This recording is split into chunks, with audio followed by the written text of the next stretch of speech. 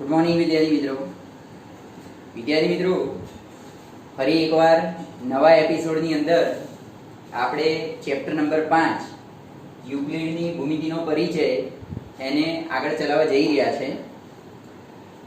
ચેપ્ટરને આ નવા ટોપિકને સ્ટાર્ટ કરીએ એ પહેલાં થોડુંક ફ્લેશબેક કરીએ, ભૂતકાળમાં જઈએ કે તમે શું શું ભણી ગયા.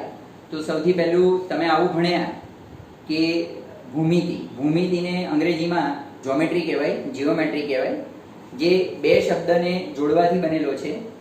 જીઓ એટલે જમીન ને મેટ્રીન એટલે માપન. જ્યારે વિશ્વની અંદર જમીનના માપનની જરૂરિયાત ઊભી થઈ હશે ત્યારે આ જે ભૂમિતિ છે, જ્યોમેટ્રી શબ્દ છે, તે અસ્તિત્વમાં આવ્યો. ત્યાર પછી એના પછી એક આગળનો મુદ્દો જોઈ લો આપણે કે યુક્લિડ જે છે એ યુક્લિડ આયા એ પહેલા ઘણા બધા એવા ગણિતશાસ્ત્રીઓ થઈ ગયા કે જેમને બેઝિક ભૂમિતિ શોધ્યું. તો એ બેઝિક ભૂમિતિની સૌથી પહેલી શરૂઆત જે છે તે થેલ્સ નામના ગણિતશાસ્ત્રીએ કરી. એટલે એવું કહેવાય કે થેલ્સ છે એ ભૂમિતિના પિતા છે કે જનક છે. ત્યાર પછી જે થેલ્સ છે એમના પછી પાયથાગોરસ એ એમનો એક પ્રખ્યાત શિક્ષક બન્યો. પાયથાગોરસ વિશે ઘણું બધું આપણે આ 9મા ધોરણની અંદર જ ભણવાનું છે અને 10થમાં પણ પાયથાગોરસના પ્રમેય તમારે સાબિતી સાથે ભણવાના છે. તો એક એ વસ્તુ આપણે સમજ્યા હતા. ત્યાર પછી જૂના ગ્રંથોની વાત કરીએ તો 500 થી 800 વર્ષ પૂર્વે બોધાયન સુલભાસૂત્ર નામનો જે ગ્રંથ હતો એ ગ્રંથની અંદર સૌથી પહેલો ભૂમિતિનો ઉલ્લેખ તમને જોવા મળેલો. ત્યાર પછી એવું પણ ભણ્યા હતા કે શ્રીયંત્ર જે એક શુભ કાર્યો માટે ધાર્મિક વિધિની અંદર મંદિરોમાં અને ઘણા ઘરોની અંદર પણ એને રાખવામાં આવતું હોય છે કે શુભ માનવામાં આવતું હોય છે. જે શ્રીયંત્ર છે તે શ્રીયંત્રની આપણે વાત કરીએ તો તે 43 શુભ ત્રિકોણોથી બનેલું છે. નાના 43 શુભ ત્રિકોણ આવેલું છે. ક્યારેય ખાલી જગ્યાઓની અંદર આ પૂછાતું હોય છે કે શ્રીયંત્ર છે તે કેટલા ઉપ ત્રિકોણથી બનેલું હોય છે. તો એ 43 છે. એક આ ભણ્યા હતા. બીજું એમાં એવું પણ આવતું હતું કે શ્રીયંત્રની અંદર 9 સમદ્વિબાહુ ત્રિકોણ છે, બરાબર. અને ત્યાર પછી હવે જે આપણા ચેપ્ટરનો હીરો છે યુક્લિડ, એની અહીંયા આગળથી એન્ટ્રી થાય છે કે યુક્લિડની વાત કરીએ તો યુક્લિડ જે છે તે ઇજિપ્તના એલેક્ઝેન્ડ્રિયાનો વતની હતો. તે ત્યાંની શાળાની અંદર ગણિતના શિક્ષક હતા અને એમને એલિમેન્ટ્સ નામનું પુસ્તક લખ્યું જે ભૂમિતિ વિશેનું છે. અને આ એલિમેન્ટ્સ નામના પુસ્તકની અંદર તેમણે ભૂમિતિ વિશે લોટ ઓફ ઇન્ફોર્મેશન આપી, બરાબર. 13 પ્રકરણોની અંદર પુસ્તકને વિભાજિત કર્યું અને એની અંદર પ્રકરણ 1 છે તેની અંદર 23 વ્યાખ્યાઓ છે. એ 23 વ્યાખ્યાઓની ઝલક આજે આપણે લેવાની જ છે, બરાબર. પણ એ સિવાય તમે આવું પણ સમજ્યા હતા કે જે ભૂમિતિ છે તે જનરલી 4 પ્રકારના ડાયમેન્શનથી, 4 પ્રકારના આકૃતિથી બનેલું છે. એમાં આવું આપણે સમજ્યા હતા કે પહેલું આવે છે કે ધન, તેની 3 ડાયમેન્શનલ પ્રકારની આકૃતિ હોય, લંબાઈ, પહોળાઈ અને ઊંચાઈ. આ લંબાઈ, આ પહોળાઈ અને આ ઊંચાઈ LBH. તો ધનને પરિમાણ કેટલા છે? 3. ત્યાર પછી બીજું આવેલું સમતલ. સમતલની આપણે વાત કરીએ તો સમતલને 2 પરિમાણ છે. એ સમતલના 2 પરિમાણમાં એક આવે છે લંબાઈ અને પહોળાઈ. ત્યાર પછી ત્રીજો જે છે તે છે રેખા. રેખાની વાત કરીએ તો રેખાને ફક્ત ને ફક્ત લંબાઈ હોય છે, પહોળાઈ હોતી નથી. અને ત્યાર પછી છેલ્લું આવતું હતું બિંદુ. બિંદુને કદાપી લંબાઈ, પહોળાઈ, ઊંચાઈ કંઈ પણ હોતું નથી, તે બિલકુલ પરિમાણ ધરાવતું નથી. તો સમજો કે આ ધન છે જેમાં લંબાઈ, પહોળાઈ, ઊંચાઈ આવે છે. ત્યાર પછી સમતલ આવે છે કે જેમાં લંબાઈ અને પહોળાઈ જ આવે છે. ત્યાર પછી આવે છે રેખા. રેખા એ ફક્ત લંબાઈ ધરાવે છે, કોઈ પહોળાઈ, ઊંચાઈ નહીં હોતી. અને બિંદુ એટલે ટપકું, એને ક્યાંય કોઈ પરિમાણ હોતું નથી, ના લંબાઈ હોતી, ના પહોળાઈ હોતી, ના ઊંચાઈ હોતી, બરાબર. તો આ બધી વસ્તુઓ આપણે સમજી જ ગયા છે. ત્યાર પછી યુક્લિડે એવું કીધું કે બિંદુ, રેખા અને સમતલને વ્યાખ્યાઓ આપી, પણ પાછળથી જે ગણિતશાસ્ત્રીઓએ કીધું કે ભાઈ બિંદુ જે છે, રેખા છે, જે સમતલ છે એ તો અવ્યાખ્યાયિક, પછી એની કોઈ ડેફિનેશન બને નહીં, એની કોઈ વ્યાખ્યા બને નહીં. તો આ વસ્તુ પણ આપણે જોઈ ગયા હતા. અને ત્યાર પછી લાસ્ટમાં આપણે એવું સમજ્યા હતા કે પ્રમેય છે તે પ્રમેય એક ભૂમિતિમાં આવેલી એવી વસ્તુ છે કે જેને તમે તર્કબદ્ધ દલીલો દ્વારા સાબિત કરવાનું હોય છે કે આ વસ્તુ જે છે તે સાચી છે, તો એ સાચી કેમ, એની તર્કબદ્ધ દલીલો કરવી પડતી હોય છે. અને દલીલો દ્વારા એ વસ્તુને આપણે પ્રૂવ કરવાની હોય છે. એ જે દલીલો છે એ દલીલોનો જે જથ્થો છે એને આપણે પ્રમેયની સાબિતી કહીએ છીએ. તો એની પણ વાત કરેલી. તો વિદ્યાર્થી મિત્રો, આ થયું બધું ફ્લેશબેક કે જે આ ચેપ્ટરનું તમે ભૂતકાળમાં ભણી ગયા. હવે આપણે આ ચેપ્ટરને થોડુંક આગળ વધારીએ. અહીં આગળ છે યુક્લિડની વ્યાખ્યાઓ. તો યુક્લિડે જો વિદ્યાર્થી મિત્રો કે એલિમેન્ટ્સ નામનું જે પુસ્તક લખ્યું એ એલિમેન્ટ્સ નામના પુસ્તકની અંદર ટોટલ પ્રકરણ 1 માં 23 વ્યાખ્યાઓ આપેલી. તમે એમ સમજો કે એલિમેન્ટ્સ, તમને ખ્યાલ એલિમેન્ટ્સ નો મતલબ શું? એલિમેન્ટ્સ મતલબ કે તત્વ. કોઈ પણ વસ્તુ હોય ને એ વસ્તુની અંદર ગૂઢ તત્વ શું રહેલું છે, એનો મતલબ શું, એને સામાન્ય ભાષામાં એલિમેન્ટ્સ કહેવાય. બરાબર. તો યુક્લિડે એલિમેન્ટ્સ નામના પુસ્તકમાં 23 વ્યાખ્યાઓ આપી. એમાંથી વ્યાખ્યા નંબર 1 છે કે બિંદુને કોઈ ભાગ નથી. જો અહીંયા આગળ આ મેં બિંદુ દોરેલું છે, બિંદુને ક્યાં કોઈ ભાગ છે? એને કોઈ લંબાઈ છે, પહોળાઈ પણ નથી ને ઊંચાઈ પણ નથી, એટલે બિંદુને કોઈ ભાગ નથી. સિમ્પલ છે એકદમ. ત્યાર પછી રેખા પહોળાઈ વગરની લંબાઈ છે. જો અહીંયા આગળ આકૃતિમાં હું અહીં રેખા દોરેલી છે, આ જે રેખા છે, આ રેખાની વાત કરીએ તો તે લંબાઈ જ છે, રેખાની પહોળાઈ હોતી નથી. એટલે રેખા એ પહોળાઈ વગરની, આ અહીંયા આગળ જુઓ તમે સમતલમાં પહોળાઈ પણ છે, પણ રેખાની વાત કરીએ તો રેખા એ ફક્ત લંબાઈ છે, પહોળાઈ હોતી નથી. તો પહોળાઈ વગરની લંબાઈ છે. ત્યાર પછી ત્રીજા નંબરનો મુદ્દો આવે છે કે રેખાના અંતમાં બિંદુ હોય છે. આ અહીંયા આગળ મેં એક રેખા દોરી અને આ રેખાના અંતમાં એક આ બિંદુ છે અને બીજું આ બિંદુ છે. તો રેખાના અંતની અંદર વાત કરીએ તો રેખાના અંતમાં શું હોય છે? બિંદુ હોય છે. તો રેખાના અંતમાં બિંદુ છે. ત્યાર પછી ચોથા નંબરનો મુદ્દો હતો કે જે પોતાના પર બિંદુઓને સાથે સમાન રીતે બંધ બેસતી હોય તેને રેખા કહેવાય. તમે એમ સમજો કે બે બિંદુઓ છે, એ P અને Q નામ આપું છું, એના પર જે આકૃતિ બંધ બેસતી હોય એ આકૃતિને આપણે રેખા કહેવાય. ફરી એકવાર જરા મુદ્દાને આપણે જોઈએ કે જે પોતાના પર બિંદુઓ સાથે સમાન રીતે બંધ બેસતી હોય, પોતાના પરના જે બિંદુઓ છે એ બિંદુઓ સાથે જોઈન્ટ કરવાથી જે બંધ બેસતી દેખાય, તો એ બંધ બેસતી હોય તેને આપણે રેખા કહીએ છીએ. ત્યાર પછી આગળની વાત કરીએ કે પૃષ્ઠ. પૃષ્ઠ એટલે સમતલ. પૃષ્ઠને આપણે એવું પણ કહેવાય કે પૃષ્ઠ એટલે સમતલ. તો અહીંયા આગળ તમને આકૃતિમાં સમતલ પણ દોરેલું છે. જો અહીંયા આગળ તમે સમતલની જ્યારે આપણે વાત કરી રહ્યા છે, બરાબર, તો પૃષ્ઠને લંબાઈ ને પહોળાઈ છે. પૃષ્ઠની આપણે વાત કરીએ તો એમાં શું છે? આ લંબાઈ છે અને એમાં પહોળાઈ છે, એમાં ઊંચાઈ હોતી નથી. અને ત્યાર પછી છઠ્ઠા નંબરની વાત કરીએ તો પૃષ્ઠની ધાર રેખા છે. બરાબર. જો આ પૃષ્ઠ છે, હું અહીંયા આગળ આ દોરેલા પૃષ્ઠને જરા હાઇલાઇટ કરું છું અને જુઓ તમે કે એની જે ધાર છે, આ ધાર એ રેખા, બીજી આ એની આડી ધાર, આ પણ છે રેખા. બરાબર છે. ત્યાર પછી આ ઊભી પણ રેખા છે અને આ પણ રેખા છે. તો જે પૃષ્ઠની ધાર છે એ ધાર રેખા છે. બરાબર છે વિદ્યાર્થી મિત્રો? તો પૃષ્ઠની ધાર રેખા છે અને પૃષ્ઠનો મતલબ થાય સમતલ. ત્યાર પછી આગળની વાત કરીએ મુદ્દા નંબર 7. તો મુદ્દા નંબર 7 માં શું આપેલું છે જોઈએ અને આપણે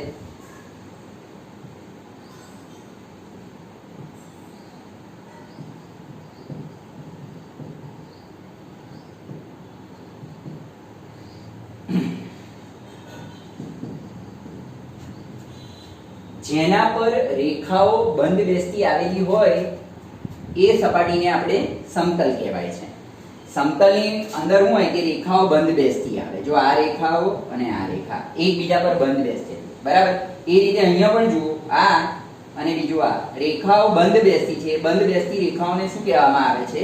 સમતલ કહેવામાં આવે છે. તો વિદ્યાર્થી મિત્રો, આ જે છે એ યુક્લિડની એલિમેન્ટ્સ પુસ્તકની વ્યાખ્યાઓ થઈ.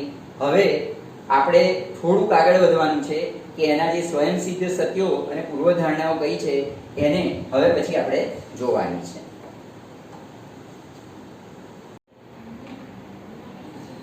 વિદ્યાર્થી મિત્રો, હવે આપણે થોડાક આગળ વધીએ. યુક્લિડના સ્વયંસિદ્ધ સત્યો. પહેલું તો એવું વિચારો કે સ્વયંસિદ્ધ સત્ય કોને કહેવાય? એવા સત્ય કે જેને વગર સાબિતીએ સ્વીકારી લેવા પડે, બરાબર, જેમાં કોઈ પણ પ્રકારની આર્ગ્યુમેન્ટ ના હોય. તમે કોઈ એવું કહે કે ભાઈ સૂર્ય પૂર્વમાં ઉગે છે અને પશ્ચિમમાં આગે આથમે છે, બરાબર, તો આને તમે સ્વયંસિદ્ધ સત્ય તરીકે સ્વીકારી જ લો છો ને. આ એવી વાત છે કે જે યુક્લિડના સિદ્ધાંતો છે જેને ભૂમિતિ એવું કીધું જ કે ના આ તો એકદમ પરમેનન્ટ જ સાચા છે, લાઈફ ટાઈમ માટે સાચા છે, એ બધા માટે આ શબ્દ વપરાય છે સ્વયં સિદ્ધ સત્યો. બરાબર. તો કયા કયા એવા વાક્યો યુક્લિડે પોતાના પુસ્તકમાં લખ્યા એને આપણે જોઈએ. તો સૌથી પહેલું, એક વસ્તુને સમાન હોય તેવી વસ્તુ એકબીજાને સમાન છે. એક વસ્તુને સમાન હોય તેવી વસ્તુ એકબીજાને સમાન હોય છે. ફોર એક્ઝામ્પલ હું કહું તમને કે વેકેશનનો ટાઈમ હોય ને તમે ઘણી બધી વાર કેરમ રમ્યા હોય. કેરમની જે કુકરી છે, જ્યારે આપણે રમવાની શરૂઆત કરીએ તો શું કરીએ છીએ કે એક કુકરી ઉપર બીજી કુકરી, ત્રીજી કુકરી એમ મૂકી અને એક આખો થપ્પો બનાવીએ છીએ. તો તમે જુઓ કે એક કુકરી ઉપર બીજી કુકરી ઉપર ત્રીજી કુકરી, બધી જ કુકરીઓ સમાન છે. બરાબર ને? એ જ રીતે મેરેજમાં આપણે જમવા ગયા હોય અને વચ્ચે બુફેનું જે સ્ટેન્ડ ગોઠવેલું હોય એની અંદર તમે જોશો કે બધી ડીશો જે છે તે ડીશો કેવી એકબદ્ધ રીતે થપ્પામાં ગોઠવેલી હોય છે. અહીં એવું જ કહેવા માંગે છે કે એક વસ્તુને સમાન, એમાં નીચેની વસ્તુ છે એને સમાન ઉપર બધી વસ્તુઓ આવેલી છે. બરાબર. તો એક વસ્તુને સમાન હોય તેવી વસ્તુઓ એકબીજાને સમાન હોય છે. આમ કુકરીઓ પણ એકબીજાને સમાન હોય છે અને આમ ગોઠવાયેલી જે ડીશો છે તે પણ એકબીજાને સમાન હોય છે. આગળ વધીએ. સરખામાં સરખું ઉમેરીએ તો સરવાળો સરખો મળે. વિદ્યાર્થી મિત્રો, સરખામાં સરખું ઉમેરીએ તો સરવાળો સરખો મળે. તમે અહીંયા આગળ જો મેં એક ઉદાહરણ લખ્યું છે કે 2 અને 2 બેવ બાજુએ સરખા છે. એમાં સરખું ઉમેરો, સરખા 2 2 છે. સરખું ઉમેરો તો આમાંય 3 ઉમેરો, ડાબી બાજુ અને જમણી બાજુ તરફ પણ 3 ઉમેરો. બંને બાજુએ 3 3 ઉમેરો તો જે જવાબ મળે છે 5 અને 5, એ બંને જવાબ કેવા મળે છે? સમાન મળે છે. તો થયું એવું કે સરખામાં સરખું ઉમેરીએ તો સરવાળો સરખો મળે છે. આ જે સરવાળો છે તે બેવ બાજુએ ડાબી અને જમણી બાજુએ કેવો મળે છે? સરખો મળે છે. આગળ વાત કરીએ, બાદબાકીની વાત છે કે સરખામાંથી સરખું આપણે બાદ કરીએ, સરખામાંથી સરખું બાદ કરીએ તો બાદબાકી સમાન મળે છે. જો અહીં આગળ 5 ને 5 બેવ બાજુએ સરખા છે, એમાંથી સરખું બાદ કરો, અહીંયાથી એ 2 બાદ કરો ને અહીંયાથી એ 2 બાદ કરો, બંને બાજુથી 2 2 બાદ કરો તો જે મળે છે તે કેવા મળે છે? સમાન મળે છે. બરાબર. સરખા સરખા જે એમાંથી સરખું સરખું બાદ કરો તો જે બાદબાકી 3 ને 3 છે એ કેવી મળે છે? સમાન મળે છે. વિદ્યાર્થી મિત્રો, તો આ 3 રૂલ્સ છે. આ થોડાક આગળ વધીએ. આગળના શું છે? એકબીજા પર બંધ બેસતી વસ્તુઓ એકબીજાને સરખી હોય છે. એ મેં તમને હમણાં જ કીધું ને કે બંધ બેસતી વસ્તુઓ કેવી હોય છે? સરખી હોય છે. કેરમની કુકરીનું આપણે ઉદાહરણ દીધું કે એકબીજા ઉપર બંધ બેસતી વસ્તુ એકબીજાને સરખી હોય છે. એ જ રીતે વિચારો કે હાથના 2 પંજા છે, સરખા છે, એકબીજા પર જ્યારે બંધ બેસતો ત્યારે તમને સરખું જોવા મળે છે ને? બરાબર છે. એટલે એકબીજા ઉપર બંધ બેસતી વસ્તુઓ કેવી હોય છે? સરખી હોય છે. સારું. ત્યાર પછી થોડાક આગળ વધીએ. આખું તેના ભાગ કરતા મોટું હોય છે. બરાબર છે. જો ખાસ સમજો, આ આખું છે, આ એનો ભાગ છે. આ ભાગ કરતા જે આ આખું છે તે મોટું છે કે નહીં? ભાગ નાનો છે. આ આખા કરતા એનો ભાગ કેવો છે? નાનો છે. પણ ભાગની સરખામણીમાં આખું કેવું છે? ગ્રેટર ધેન છે, મોટું છે ને? બરાબર.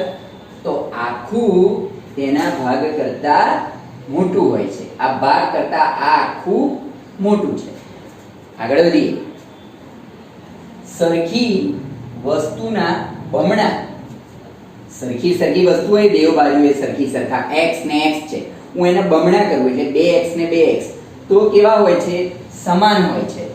સરખા સરખા x x, એના બમણા બમણા કરીએ તો એ બમણા કેવા હોય છે? સમાન હોય છે. સરખી વસ્તુના બમણા કેવા છે? સમાન હોય છે. ત્યાર પછી સૌથી છેલ્લો નિયમ, સ્વયં સિદ્ધ સત્ય, સૌથી છેલ્લું કે સરખી વસ્તુના જો તમે અડધા કરો, સરખી વસ્તુના વિદ્યાર્થી મિત્રો તમે જો અડધા કરો, જો અહીં આગળ બેવ બાજુએ 4 4 4 4 સરખા છે. બરાબર છે. હું એને અડધા કરું એટલે 2 વડે ભાગું. 2 વડે ભાગવામાં આવે તો જે જવાબ મળે છે તે જવાબ કેવો મળે છે? સરખો મળે છે. એકવાર રિપીટ કરીએ કે સરખી વસ્તુના અડધા, સરખી સરખી વસ્તુ છે એના હું અડધા અડધા કરું છું, તો તે અડધા એકબીજાને કેવા છે? સમાન છે. તો આ 2 ને 2 એ એકબીજાને સમાન છે. વિદ્યાર્થી મિત્રો, તો આ બધા યુક્લિડના ભૂમિતિના જે ચેપ્ટર છે તેના સ્વયંસિદ્ધ સત્યો થયા. હવે આપણે યુક્લિડની જે પૂર્વધારણાઓ છે એ પૂર્વધારણાઓને જોવાની છે. જો યુક્લિડની જે પૂર્વધારણાઓ છે એ પૂર્વધારણાઓ 5 પૂર્વધારણાઓ હોય છે અને એમાંથી ક્યારેક એક્ઝામની અંદર કોઈ પણ ગમે તે 2 પૂર્વધારણાઓ પૂછાતી હોય છે. એટલે આપણે 5 પૂર્વધારણાઓ લઈ લઈએ એકવાર, અને ત્યાર પછી તમારે એ 5 પૂર્વધારણાઓ આ સ્વયંસિદ્ધ જે સત્યો છે એ બધા જ ક્લાસવર્કની નોટની અંદર નોટ ડાઉન કરવાના છે, એટલે એને લખવાના છે. અને લખશો તો જ એ યાદ રહેશે. એટલે ગણિત હંમેશા એવું યાદ રાખો કે જોયા નહીં કરવાનું. નોટ ને પેન લઈ અને વિડીયોને થોડોક ટાઈમ માટે પોઝ કરી દેશો, એ પોઝ કરીને તમે લખી નાખશો તો આ બધા મુદ્દો તમને યાદ રહેશે. કારણ કે એક ગુણના પ્રશ્નની અંદર આ બધા મુદ્દા પૂછાતા હોય છે. તો હવે આપણે વાત કરીએ યુક્લિડની પૂર્વધારણાઓ. જો વિદ્યાર્થી મિત્રો, યુક્લિડની આપણે પૂર્વધારણાઓ છે તેમાંની નંબર 1 પૂર્વધારણા,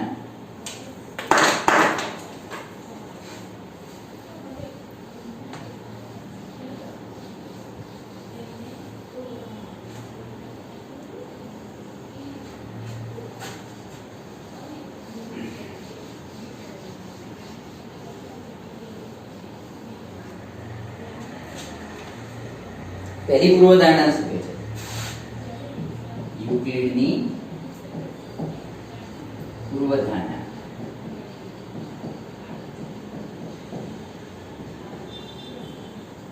બરાબર છે. પૂર્વધારણા નંબર 1. પૂર્વધારણાને હું ટૂંકાણમાં ખુદા લખીશ, સમજી લેજો. પૂર્વધારણા 1 શું કહે છે કે એક બિંદુમાંથી બીજા બિંદુમાં પસાર થતી એક સીધી રેખા દોરી શકાય. એક બિંદુ અને બીજું બિંદુ એમાંથી પસાર થતી એક સીધી રેખા દોરી શકાય. અહીંયા આગળ લખીએ આપણે કે એક બિંદુમાંથી બીજા બિંદુમાં પસાર થતી સીધી રેખા દોરી શકાય. સીધી રેખા દોરી શકાય. ત્યાર પછી છે મુદ્દા નંબર 2, પૂર્વધારણા નંબર 2. પૂર્વધારણા નંબર 2 ની અંદર શું કહે છે કે શાંત રેખાઓને અનંત સુધી લંબાવી શકાય. એકચ્યુઅલી યુક્લિડ છે ને શાંત રેખા માટે શાંત રેખા શબ્દ વાપરતો હતો. શાંત રેખાને અનંત સુધી લંબાવી શકાય. બરાબર છે. રેખા એ તો અનંત જ હોય છે, એને અનંત સુધી તમે લંબાવી શકો. આ જે એને બી 2 બિંદુઓ છે તે તેના પર આવેલા બિંદુઓ છે, એ કોઈ અંત્ય બિંદુ નથી, એટલે એને તમે ધારો તો અનંત સુધી લંબાવી શકો. ત્યાર પછી છે પૂર્વધારણા નંબર 3. પૂર્વધારણા 3 ની અંદર શું કહે છે કે કોઈ પણ બિંદુને કેન્દ્ર તરીકે લઈ અને સમાન લંબાઈની ત્રિજ્યાઓ લઈ વર્તુળ રચાય. કોઈ એક બિંદુને કેન્દ્ર તરીકે લઈ સમાન ત્રિજ્યાઓ લઈ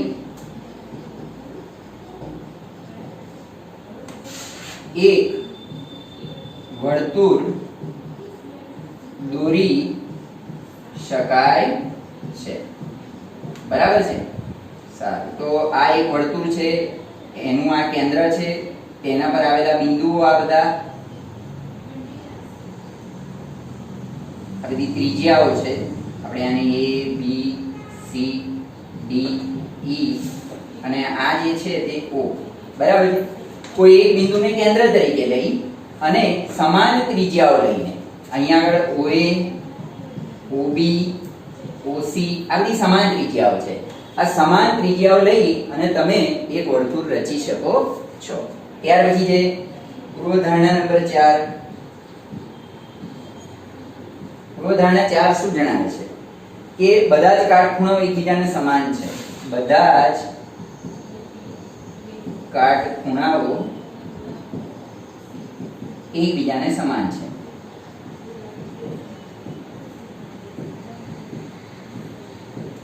બરાબર. તમે એક રેખા અને બીજી એક શિરોલંબ રેખા કરો તો અહીંયા આગળ જે પણ બધા કાટખૂણાઓ બને છે આ બધા કાટખૂણાઓ કેવા છે? એકબીજાને સમાન છે. બરાબર.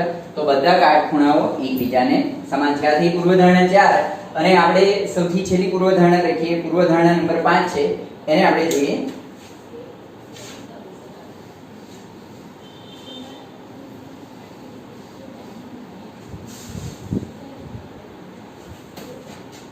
પૂર્વધારણા નંબર 5 શું કહેવા માંગે છે? નંબર 5 પૂર્વધારણા.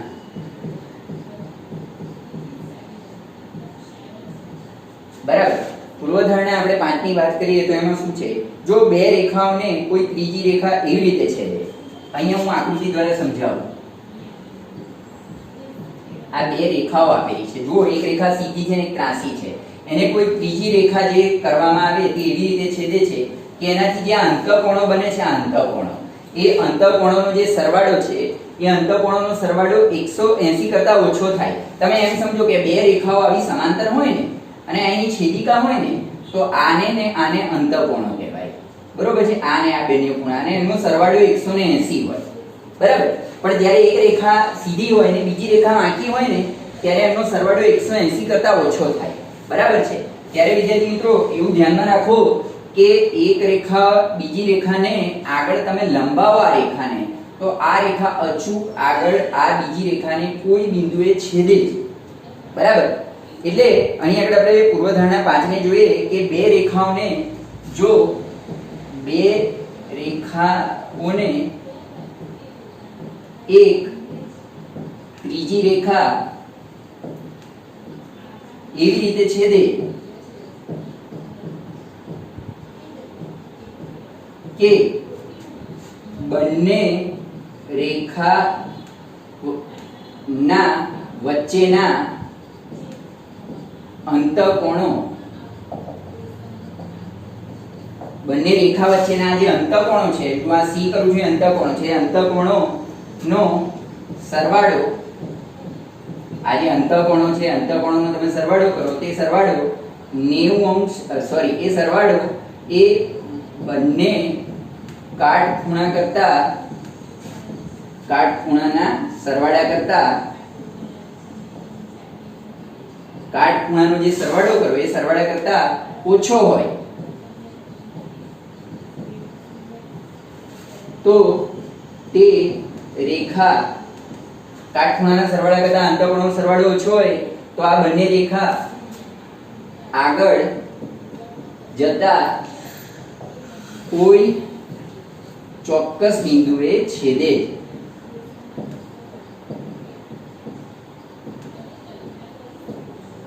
બરાબર છે. તો વિદ્યાર્થી મિત્રો આ બધી યુક્લિડની 5 પૂર્વધારણાઓ છે. જો તમને ટેક્સ્ટ બુકની અંદર પ્રેક્ટિસ વર્કની અંદર આ 5 પૂર્વધારણાઓ આપેલી છે.